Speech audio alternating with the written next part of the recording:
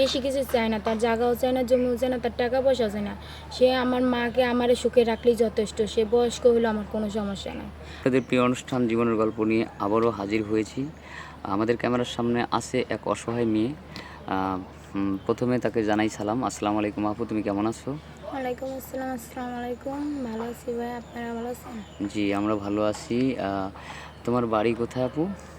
আমার বাড়ি ফরিদপুর রাজবাড়ি। ফরিদপুর রাজবাড়ি। গত ভিডিওতেও আমরা এই প্রশ্নটা করছিলাম, তারপর পুনরায় আবারও করছি। কেন করছি, অনেক দর্শক আছে যারা জানে না, যার কারণে নামটা বলতে হয়। তো তোমার পরিবারে কে কে আছে? আমার আম্মু আছে আর আমার ভাই আছে। ছোটবেলায় আমার বাবা মারা গেছে। ছোটবেলায় তোমার বাবা মারা গেছে, কী জন্য কীভাবে মারা গেছে সেটা কি বলতে পারবে? অসুস্থ ছিল, পরে একদিন অ্যাক্সিডেন্টে মারা গেছে বাস চালাতে গিয়ে। তখন তোমার বয়স কত ছিল? তখন 1.5 বছর ছিল। আহারে, 1.5 বছর বয়সেই তার বাবাকে দেখে নাই। আর 1.5 বছর বয়সে মানুষ অনেক কিছুই বোঝে না, মানে বয়স হলে যে বাবা ডাক্তার দিবে সেই বাবা ডাক্তার দিতে পারে নাই।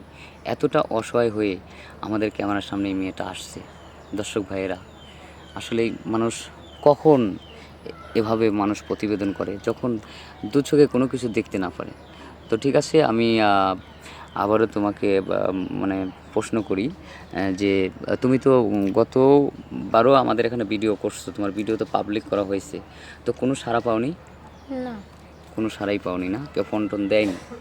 না। আর দিবে তুমি জানবে কিভাবে? ফোন তো দিবে আমাদের কাছে, তোমার তো আর কোনো পার্সোনাল ফোন নেই না। আছে? না। আচ্ছা, আমরা ভিডিওটা আবারও পাবলিক করছি, দেখি এবার কোনো কিছু করতে পারে কিনা।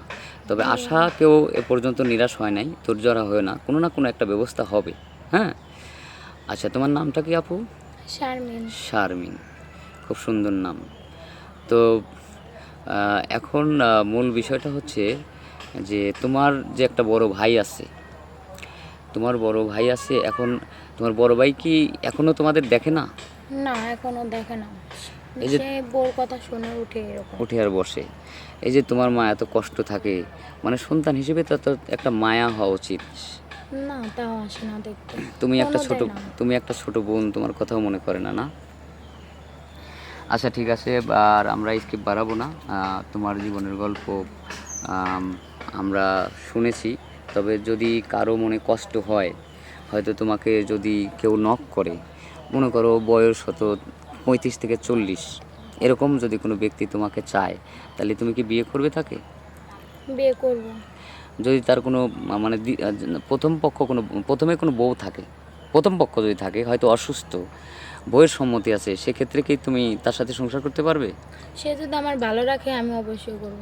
মানে আমার কোনো সমস্যা নাই। কোনো সমস্যা নেই, শুধু তোমার কি 3 বেলা ডাল ডাল ভাত 3 খালি বেলা হবে? ডাল ভাত জুগলেই যথেষ্ট আমার। যথেষ্ট। আর কোনো আর তোমার মায়ে, মানে যেহেতু তোমার আর কেউ নাই, মা ছাড়া তো কেউই নাই দুনিয়ায় আমার। কেউ নাই, এখন তোমার মাকে নিয়েই তোমার ভরসা। হুম। মানে তুমি চাচ্ছ যে যাতে সে আমাকে প্লাস আমার মাকে একটু দেখে। দেখে এটাই। বেশি কিছু চায় না, তার জায়গাও চায় না, জমিও চায় না, তার টাকা পয়সাও চায় না। সে আমার মাকে আমারে সুখে রাখলেই যথেষ্ট। সে বয়স্ক হইলেও আমার কোনো সমস্যা নাই।